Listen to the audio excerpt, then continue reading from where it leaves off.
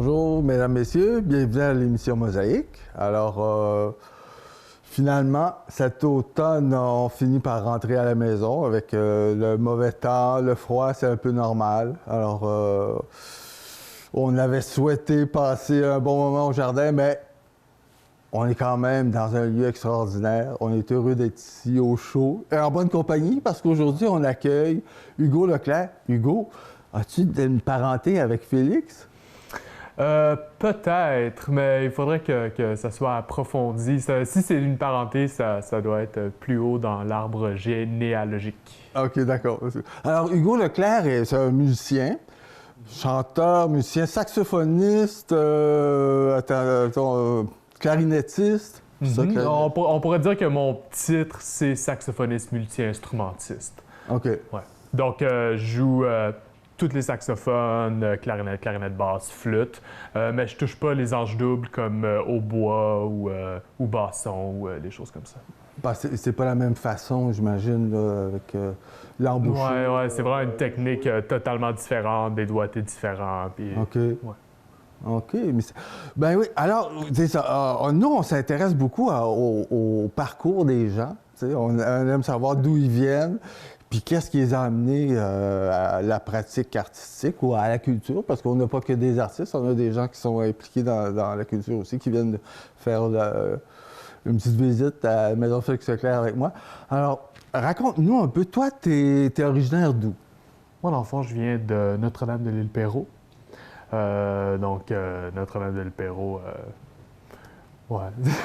Là, que peut-on dire de Notre-Dame-de-l'Île-Perrot? Ben, c'est grand. C'est beau petit coin. C'est grand. Tu pourrais spécifier. Ben, je suis au début de Notre-Dame-de-l'Île-Perrot, donc je suis vraiment pas...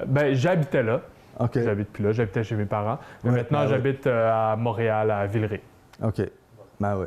Mais tu es quand même originaire d'ici, puis tu as donné des spectacles il n'y a pas si longtemps aussi dans le coin, au 405. Ouais. Avec, pas au 405, pas au 405? c'était ici.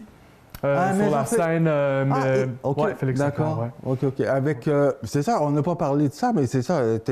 Donc, tu participes à un quartet qui s'appelle le String Cut Quartet. Ouais. Allez voir ça sur YouTube, les amis. Vous êtes spécifiquement dans le jazz manouche. Ouais. Ce groupe-là, c'est strictement... Pour ceux qui ne savent pas ce que c'est le jazz manouche, ben, tu pourrais...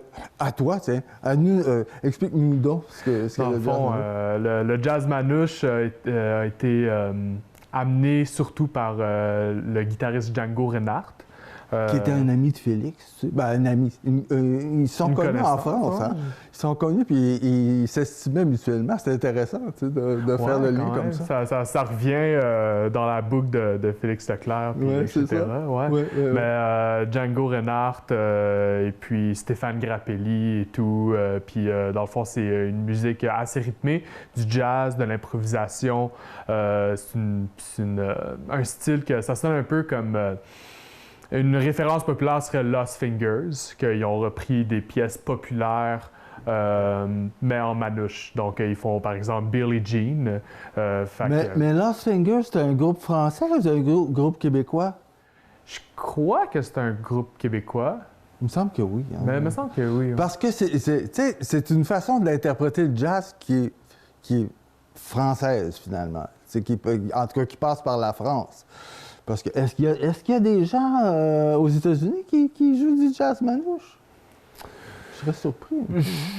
À ce que je sache, il y a moins de personnes qui se spécialisent en jazz manouche. Il y a beaucoup d'artistes européens ou surtout français qui vont jouer du manouche. Il y a beaucoup de festivals de musique manouche en France. Mais ceci dit, je suis certain qu'on pourrait trouver beaucoup de musique manouche, certainement en Nouvelle-Orléans.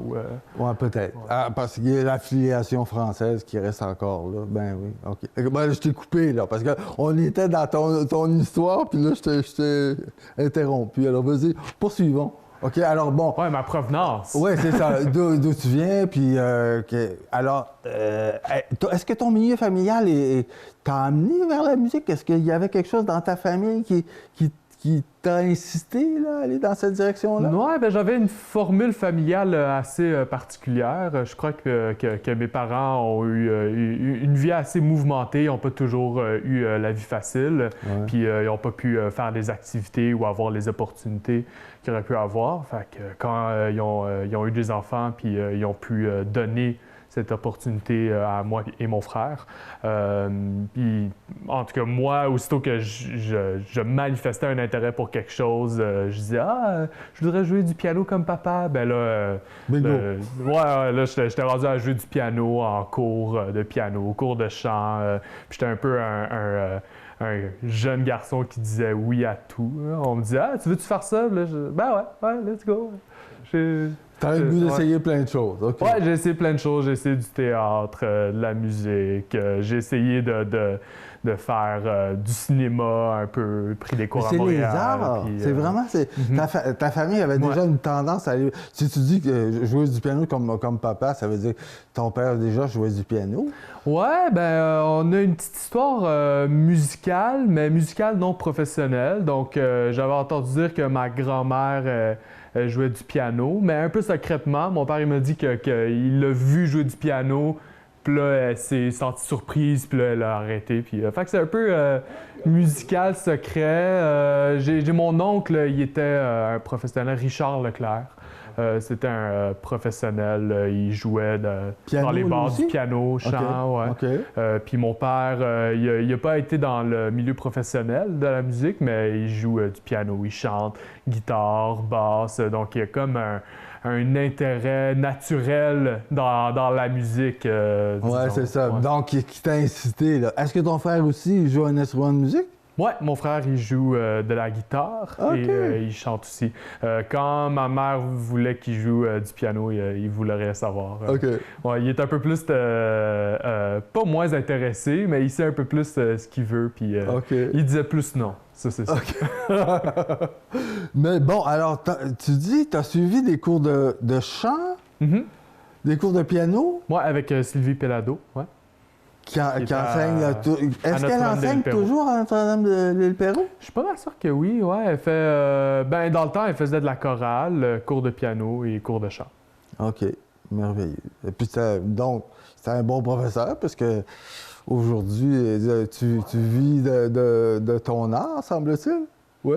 Ouais, ben, il y a pas beaucoup Ben, souvent, les musiciens, ils vont avoir une job on the side où ils vont être professeurs, puis il n'y a vraiment rien de mal à ça. Je crois que c'est super. Il faut quand même vivre. Là, ben, c'est ça, tu sais, mais moi, je me suis dit que j'allais y aller all-in et puis que j'allais devenir vraiment musicien à temps plein.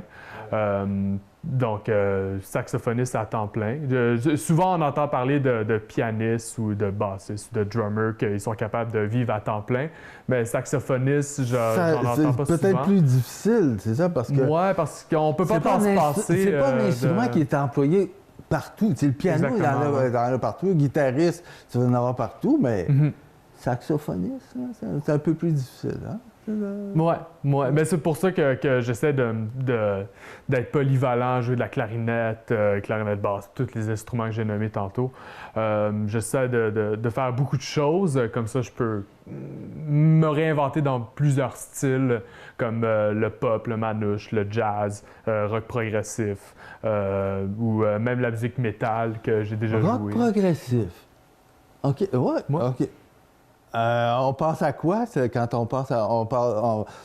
Progressif. Moi, je vais penser à King Crimson, à Genesis, les groupes de Electric Light Orchestra. Tu sais, ce genre. Ouais? Ouais, ben juste par exemple, où est-ce qu'il y a plus de saxophone ou de clarinette, Frank Zappa, il en a apporté du saxophone, ou King Crimson dans 21st Century Schizoid Man, par exemple, ou la flûte même, dans d'autres pièces. Ben là, Jethro Tull. Moi, Jethro Tull. Aussitôt que je joue de la flûte, tout le monde, je lève la jambe. Oui, c'est ça. C'est pas juste ça, la flûte, là, c'est autre chose. Ben oui, mais tu sais, ça reste, c'est une figure mythique. Ah ouais, totalement. OK, on poursuit. Donc, OK, t'as donc un professeur privé que tes parents t'envoient là. Là, t'as fait ça de quel âge à quel âge? J'ai fait ça de 4 ans Quand je savais pas lire, j'ai commencé à faire de la chorale, à prendre des pièces par cœur, puis jouer du piano, puis faire des cours de chant. À 4 ans? Jusqu'à 14 ans. Wow! Donc, c'était quand même un gros stretch. Rendu à 14 ans, j'ai passé plus au saxophone. J'avais commencé le saxophone à 12 ans dans les Cadets de l'air. Ils avaient entendu dire que je jouais de la musique et puis ils ont essayé de me recruter, puis ça a marché. Ils m'ont donné une pièce, une feuille de papier avec des noms d'instruments, puis il y avait plusieurs instruments, le trombone, tuba, etc. Puis là, saxophone, ça a l'air le fun, là. Puis juste comme ça. Ah, c'est eux qui t'ont initié au saxophone? Ouais, ouais. OK. Parce qu'avant ça, c'était piano-voix, finalement. Ouais. OK. Exactement. Donc, tu as commencé le saxophone dans une harmonie. Ouais, dans les cadets de Dans les l'air, cadets de l'air. marching band, les OK. parades, etc. Ouais. Ah, OK, Fait que, ils m'ont donné un saxophone, puis ils ont dit apprends les pièces, voici les partitions, voici les doigtés. Bonne chance, on se revoit la semaine prochaine. Puis, C'est difficile là, d'apprendre à. Parce que tu sais, le bec, puis ça prend une certaine. Non, c'est pas si difficile que ça à apprendre. Ben, il y avait un prof qui nous montrait tous les instruments au cadet, mais c'est sûr comme on se parlait tantôt, comme j'expliquais, le saxophone, c'est un peu comme l'harmonica ou le piano dans le sens que c'est facile de faire des notes, de souffler des notes, Ouais. mais d'avoir un beau son et puis de pouvoir en jouer d'une belle manière, ça c'est une autre question, tu sais. Ben, Fait c'est que- la pratique, là, Ouais, c'est j'imagine. ça, c'est la pratique. Puis aussi le sens musical. Ouais, totalement, ouais. Ouais, ouais. Ah, ouais. OK. Puis là, OK. Là, l'harmonie, ça veut dire ça, c'était au secondaire, c'est ça? C'est ça que tu Ouais, me en dis? secondaire 1. En secondaire 1, OK. Ouais, puis j'ai fait un peu d'harmonie au Chêne Bleu, mais le Chêne Bleu, il n'y avait pas assez d'étudiants qui allaient dans le programme musique-études. Fait OK. qu'ils ont décidé de fermer le programme de musique et puis de faire avec la salle de musique une salle de musculation. À mon secondaire 3. C'est une autre. Fait que bon. je me suis reviré de bord assez Ouais. vite. OK. Alors, je me suis retrouvé à essayer de rentrer à la Cité des Jeunes, puis j'ai essayé de rentrer à l'harmonie avancée de la Cité des Jeunes. J'ai commencé le programme parascolaire de l'harmonie avec Marc-André Thibault. Il m'a auditionné en moitié d'année, et puis je suis rentré en moitié sur l'art 3 juste dans le parascolaire de la Cité des Jeunes, dans OK, puis l'harmonie. tu continuais au Chêne Bleu pendant ce temps-là, Exactement. mais tu finissais l'école, puis là, tu te rendais là. Ouais. Ah, ben oui, OK. OK. Ben, il n'y avait pas un autobus pour t'amener là. Comment tu te débrouillais? Ben, quand j'ai commencé en secondaire 4, il y avait un autobus. Ben, Tu faisais du l'autobus, Chêne Bleu Non, dans le fond, C'était déjà? l'autobus faisait un grand tour de l'île Perrault.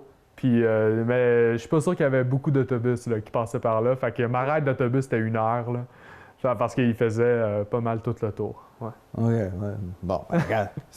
L'amour de la musique nous amène à faire quelques efforts. tu sais. Ben ouais, certainement. Oui, absolument. Ça valait Donc, la peine. OK, mais ça n'a pas été comme ça tout le temps. Après ça, tu es rentré à c'est des jeunes en secondaire 4, c'est ça? Ouais, secondaire 4, c'était des Cinq, jeunes 4, dans l'harmonie, ouais, 4-5. OK. Sinon, en secondaire 5, c'est ça, Martine Lepage qui m'avait référé pour entrer au Conservatoire de Montréal à temps partiel en musique classique pendant mon secondaire 5. Ouais. OK. Ça, c'était ton professeur de musique à la Cité des Jeunes en secondaire 5, Martine Lepage, c'est ça que tu dis? Elle était responsable de l'harmonie débutante, si je me souviens bien. Et puis, c'est une clarinettiste. Et puis, je l'avais eu comme professeur dans des classes à la Cité des Jeunes. Puis, elle me connaissait, puis elle savait que je voulais sans doute me diriger là-dedans. Et puis, elle m'a laissé savoir que ce serait sans doute une bonne idée d'approfondir mon éducation en musique classique. Le sur conservatoire. Là, saxophone. tu me dis, donc, tu es rentré au Conservatoire de Montréal. Conservatoire de Montréal, c'est où? Tu sais, parce que Vincent Dindy, on sait un peu où est-ce que c'est. Conservatoire de Montréal, c'est lié à quelle institution? Est-ce que c'est quelque chose qui est en soi une école ou c'est lié? Et puis, où est-ce qu'il est situé? Il est situé sur le plateau, si je me souviens bien. Donc, je prenais le métro jusqu'au métro Mont-Royal, puis je débarquais là. Puis, ouais, c'est une bâtisse qui a sous son toit aussi l'art dramatique, si je me souviens bien. OK. Et puis, c'est ça. Mais il accueille des jeunes musiciens vraiment très jeunes, là. Alors, moi, j'étais dans la classe, par exemple, de théorie de musique. Et puis, il y avait des jeunes de 12 ans, 12, 13, même 10 ans des Toi, fois. t'en Puis moi, avais déjà j'avais 16 16 ans, c'est ça. 16 ans. Puis moi, OK. j'arrivais là, puis OK. j'avais autant de connaissances que eux, là. Ouais. Puis après ça, quand je suis arrivé au cégep, Ouais. ben là, on était tous le même âge, mais Mais là... là, Cégep, c'est Cégep Ouais. Saint-Laurent, c'est Ouais, Cégep Saint-Laurent, c'est Ok, ça, d'accord. en jazz. Donc, Ok. j'ai fait les auditions, puis je suis rentré en jazz, en saxophone jazz, Mhm. au Cégep Saint-Laurent. Ah, c'est aussi spécifique que ça rendu au Cégep. C'était l'instrument puis la direction musicale, c'est déjà clair pour les jeunes qui rentrent. OK, wow. Ouais, ben, dans le fond, il faut faire une audition dans cet instrument-là, jouer une pièce, improviser, puis faire des gammes, etc. Puis à ce moment-là, ouais, on peut... C'est-tu stressant? Ouais, ça devait être stressant, je m'en souviens plus vraiment. Hein. OK, bon, ça ne devait pas être si stressant que ça. Là. Ben, c'était plus une découverte, là, Ok. parce que moi, j'avais mon bec de saxophone classique, et puis là, je jouais de la musique classique. Puis là, avant d'aller passer les auditions, j'étais allé prendre des cours de jazz, puis là, mon professeur Benjamin Deschamps, que j'avais étudié avec lui, il commence à être un gros nom en jazz de musique québécoise. Il m'avait donné quelques cours, puis il m'a dit « Hey, écoute ça, John Coltrane! » Oui. Puis, c'est un assez gros musicien, fait que... Genre, ouais, c'est la preuve que je m'embarquais dans tout plein d'affaires là, avant. Ouais, très ouvert, mais ben, regarde, c'est merveilleux parce que tu t'ouvres plein de portes dans ce temps-là, puis tu découvres plein de choses aussi, tu sais. Puis, OK. Bon, cégep, après ça, université à quelque part? Après ça, Quelle université? Université McGill, À McGill? en saxophone jazz. tout OK, le temps. toujours. Ben oui, Ouais. forcément. Mais bon, la clarinette, c'est... Ah, la clarinette, par contre, j'ai commencé dans des cours d'instruments seconds au cégep. J'ai commencé ça, la clarinette à ma deuxième année de cégep, et puis la flûte, ou le contraire, je crois, ma flûte en deuxième année, puis une clarinette en troisième année. Donc, c'est là que j'ai commencé à pratiquer ces instruments-là. Et puis, j'ai pas mal approfondi mes connaissances de l'instrument quand je suis parti. J'étais parti entre ma première année et ma deuxième année d'université sur le bateau Norwegian Cruise Line, The Sun. Puis j'avais travaillé comme musicien. Ça, c'est amusant, c'est ça, ouais, parce que saxophoniste. c'est une voie, en tout cas, un moyen de gagner des sous pour les musiciens, c'est Ouais. les voyages en bateau, là, les croisières. Ouais, c'est pas mal le fun, mais on réalise assez vite qu'il y a des musiciens qui partent pendant 10 ans, 10, 15 ans. Puis souvent, on rentre dans une genre de cercle de on veut pas revenir à Montréal ou dans son endroit où est-ce que la famille, amis, etc. Parce que c'est là qu'on fait de l'argent comme musicien à juste jouer de la musique. Mais à un moment donné, il faut choisir, est-ce que je suis toujours loin de chez moi à faire de l'argent ou de base, je veux bâtir mes contacts à Montréal. Puis, mais... on ne se fait pas vraiment une carrière. C'est-à-dire, tu ouais, peux vivre de ça, mais, Ouais, mais est-ce qu'on se fait connaître vraiment? Mais c'est ça, on ça- disparaît un peu de la map. Ouais, c'est Puis ça, exactement. Quand j'étais parti pendant 4 mois, j'étais revenu, puis pendant peut-être 2 ans, le monde me disait « Ah, t'es revenu revenu? des bateaux? Ouais. Fait quand un musicien part dans les bateaux, le mot se passe, puis là, on n'est pas certain s'il va revenir. Mais tu sais, il y en a qui font ça, puis ils sont très heureux, puis tant mieux. Il y a d'autres... C'est une façon de gagner sa vie. Ben oui, il y en faisant la a, musique. exemple, le Cirque du Soleil, il y en a qui restent pendant des années et des années, puis ils font une bonne fortune, puis à un moment donné, ils décident d'arrêter, puis j'en ai entendu un qui a parti son studio après, en Floride, puis etc. Alors, on peut faire vraiment des belles choses. Ça dépend toujours de qu'est-ce que la personne veut faire. Puis moi, par exemple, j'aime beaucoup Montréal. À chaque fois que je reviens à Montréal, je me sens chez moi. J'ai mes amis. La musique qui se passe à Montréal est vraiment diversifiée. Je trouve que J'aime vraiment Montréal, alors je trouve que ça vaut vraiment la peine que je reste ici puis que je fasse des contacts, faire de la musique. OK, on va parler de... Bon, tu fais partie du String Cut Quartet. Là, tu as parlé d'un autre ensemble important, c'est qui est... Le Boogie Wonder Band? Boogie Ouais. Wonder Band. Puis, mais tu fais aussi autre chose que ça, là. Tu es aussi musicien à contrat pour différents... Mais comment tu fais ta promotion? Comment tu te fais connaître? C'est quoi? C'est-tu juste le réseau qui suffit, là, les gens qu'on a déjà rencontrés, qui te réfèrent, puis ou il y a d'autres façons qu'on procède pour se faire une carrière? Bien, c'est surtout du bouche à oreille. Le réseau de contact commence surtout au cégep et puis à l'université. Ah, c'est vrai, c'est absolument. Donc, les jeunes musiciens s'encouragent les uns les autres. On apprend à jouer ensemble, puis on a envie de recommencer l'expérience. Oui, Oui. exactement. C'est là qu'on joue ensemble, justement, et puis qu'on se connaît comme instrumentiste. Et puis, exemple, j'ai engagé telle personne parce que je sais comment il joue, comment il va improviser, comment il va retomber sur ses pieds s'il fait des erreurs, tu sais. Fait que... C'est ça, on apprend à se connaître. Ça, c'est- Dans ouais, toutes ces dimensions, là.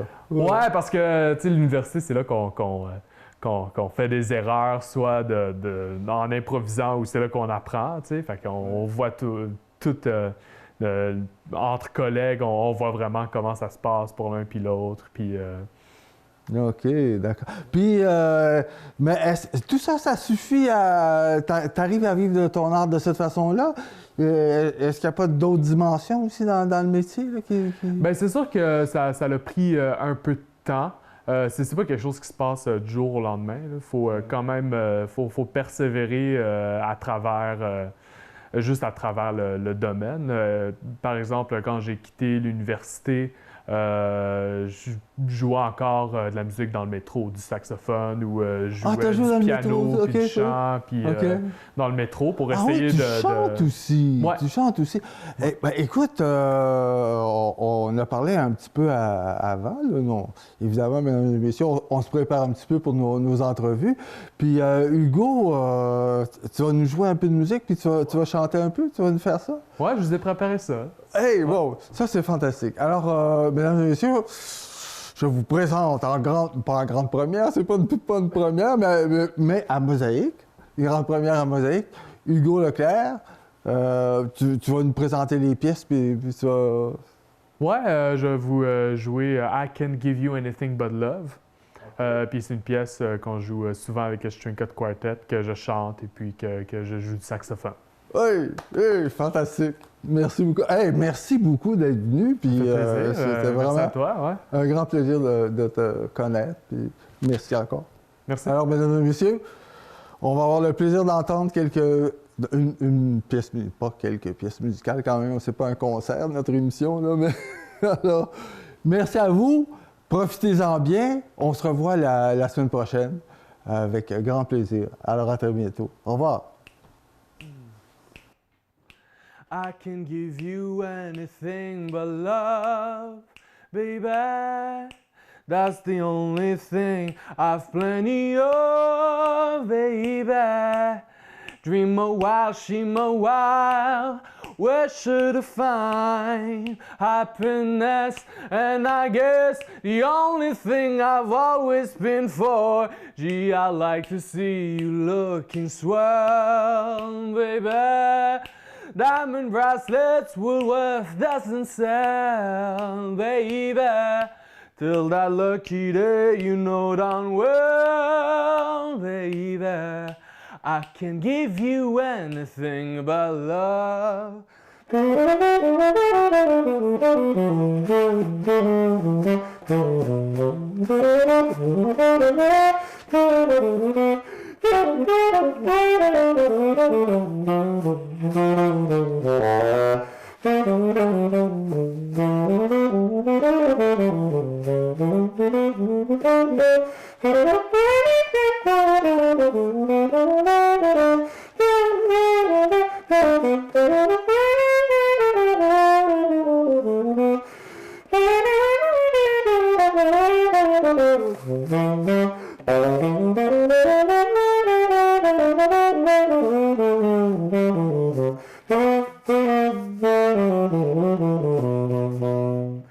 I can give you anything but love, baby.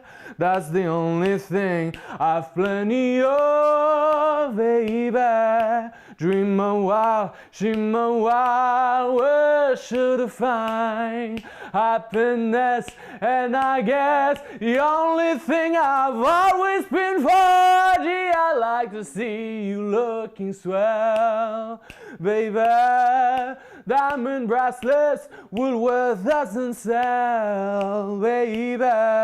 Till that lucky day, you know darn well, baby, I can't give you anything but love. I can give you anything but love. Yeah.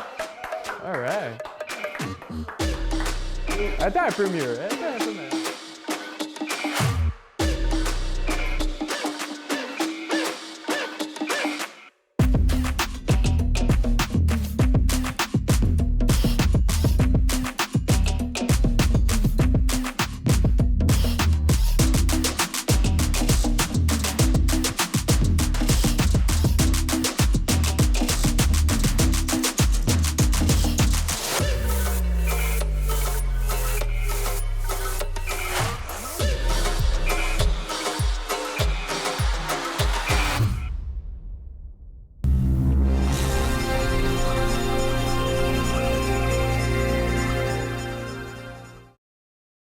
Quand vous mettez quelque chose dans votre bac, là, assurez-vous que c'est un contenant, un emballage ou un imprimé. Une chaise de patio, c'est peut-être en plastique, mais c'est ni un contenant, ni un emballage, ni un imprimé. Et oublie pas, le meilleur truc du tri, c'est de trier. Salut!